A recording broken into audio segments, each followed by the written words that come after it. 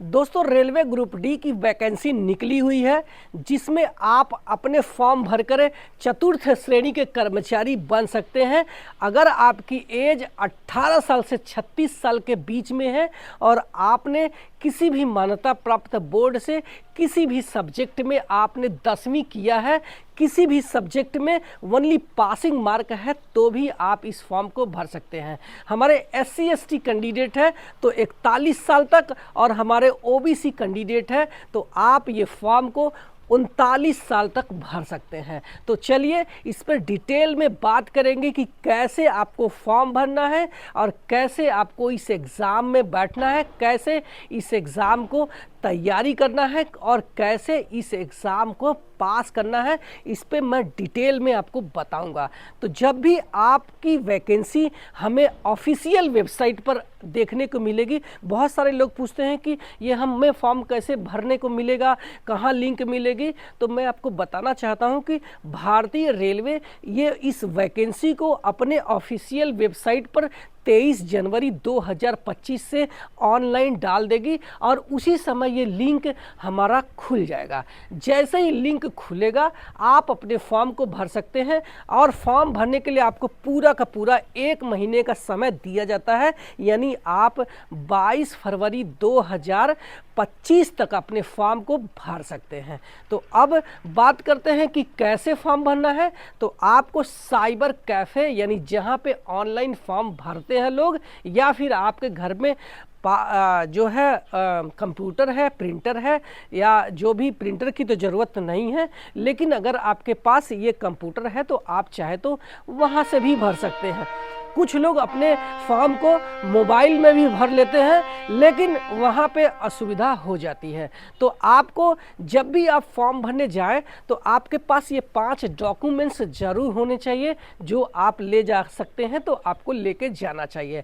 पहला है आपके पास एक पासपोर्ट साइज फ़ोटो होना चाहिए जो कि कलर यानी रंगीन होना चाहिए, जिसका बैकग्राउंड आप देख सकते हैं ये हल्का ब्लू है, या फिर आप वाइट रख लेना और आपका जो ड्रेस है ये कलरफुल होना चाहिए। ऐसा नहीं कि ब्लैक एंड वाइट नहीं दिखना चाहिए। और एक फ़ोटो आप उसमें स्कैन करके लगा देना, बाकी 6 फ़ोटो बना लेना, जिसमें 5-6 फ़ोटो आप अपने पास फ्यूचर रेफरेंस के लिए रख लेना, जो कि आपको एग्ज़ाम के टाइम में या फिर डॉक्यूमेंट वेरिफिकेशंस के टाइम में सेम फ़ोटो मांगते हैं, वो आपके पास होने चाहिए, इसलिए आप रख लेना। इसके साथ में आप अपना आधार कार्ड लिए जाना और इसके साथ में आप अपना एक ईमेल आईडी बना लेना जो आपका खुद का हो, और उसके साथ में आप अपना एक मोबाइल नंबर एक्टिव रख लेना, ताकि रेलवे जब भी कोई सूचना आपको एग्ज़ाम से रिलेटेड या फिर भर्ती से रिलेटेड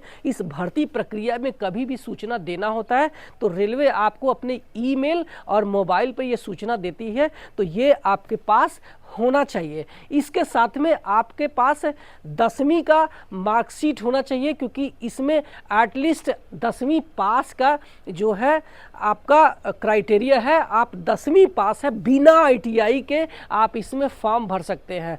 ITI है तब तो अच्छी बात है, ITI वाले भी इसमें भरते हैं, और इस बार कंपलसरी जो था ITI उसको हटा दिया है। आप 10वीं पास है तो ये सारे यानी 14 पोस्ट है जिसमें टेक्निकल और नॉन टेक्निकल पोस्ट है, वो सारे पोस्ट पर आप जा सकते हैं। इसके साथ में आप अपने साथ में एक कास्ट सर्टिफिकेट ले लेना। अगर आप SC ST या OBC में आते हैं तो आप कास्ट सर्टिफिकेट ले लेना। जनरल या आप अनरिजर्व में आते हैं तो आपको कास्ट सर्टिफिकेट की ज़रूरत नहीं है।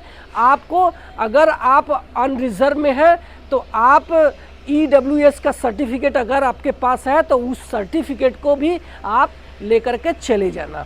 तो ये तो हो गई हमारी क्या क्या सर्टिफिकेट लेकर जाना है।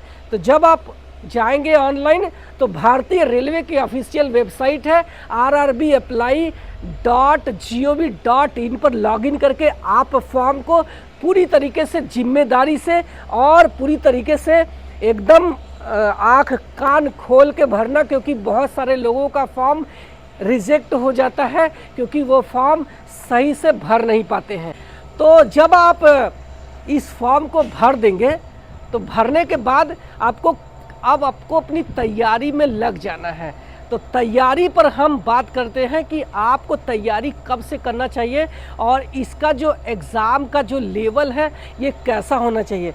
तो मैं आपको बता दूं कि जब रेलवे ग्रुप डी का जो एग्ज़ाम होता है वो इजी क्वेश्चंस तो रहते हैं, लेकिन एग्ज़ाम पास करना कठिन इसलिए हो जाता है क्योंकि फॉर्म उसमें करोड़ों हो जाते हैं और अब की बार जो एग्ज़ाम का जो मिनिमम क्वालिफ़िकेशन है वो 10वीं कर दिया है, तो ये फॉर्म भरने वालों की संख्या करोड़ों हो जाएगी। तो इसी वजह से एग्ज़ाम थोड़े से कठिन हो जाते हैं। तो आपको अपनी जो तैयारी है आज से ही स्टार्ट कर देना चाहिए। तो आपको बता दूं कि इसमें जो एग्ज़ाम का प्रोसेस क्या रहने वाला है।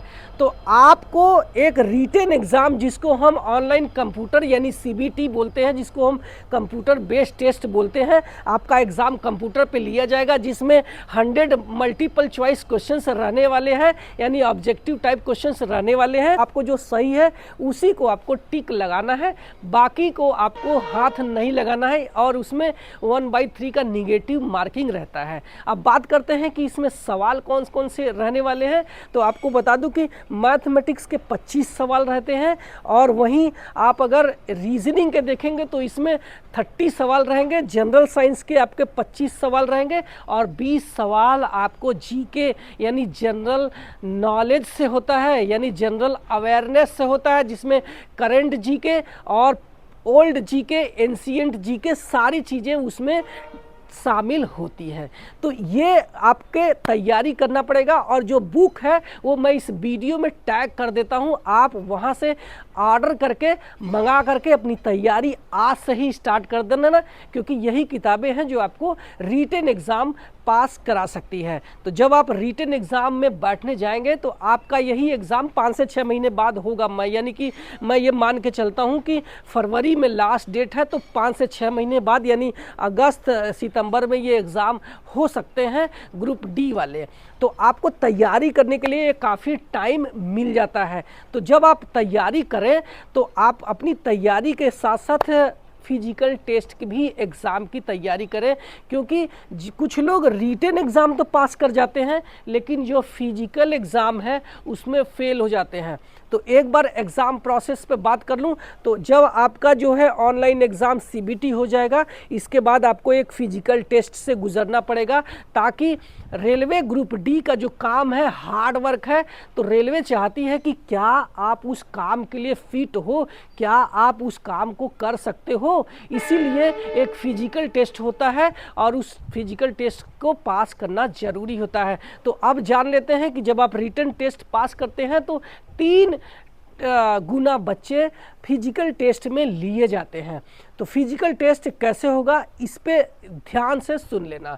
तो आप अगर मेल है तो आपको 35 किलोग्राम का जो बोरी है, वजन है, अपने कंधे पर उठाना है और बिना रखे आपको 100 मीटर की दूरी को 2 मिनट में क्लियर करना होता है। वहीं अगर आप फीमेल हैं तो आपको 20 किलोग्राम का वजन आपको कंधे पर रखना है और आपको 2 मिनट में 100 मीटर की दूरी पर ले जा करके रखना है। बीच में अगर आप उतार दिए या गिरा दिए तो आप डिस्क्वालीफाई हो जाते हैं।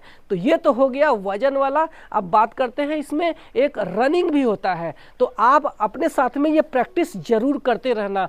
तो अगर आप मेल हैं तो आपको 1000 मीटर की जो दूरी है 4 मिनट 15 सेकंड में क्लियर करना होगा। वहीं अगर आप फीमेल हैं तो आपकी जो है 1000 मीटर की दूरी है, इसको आपको 5 मिनट 40 सेकंड में क्लियर करना होगा।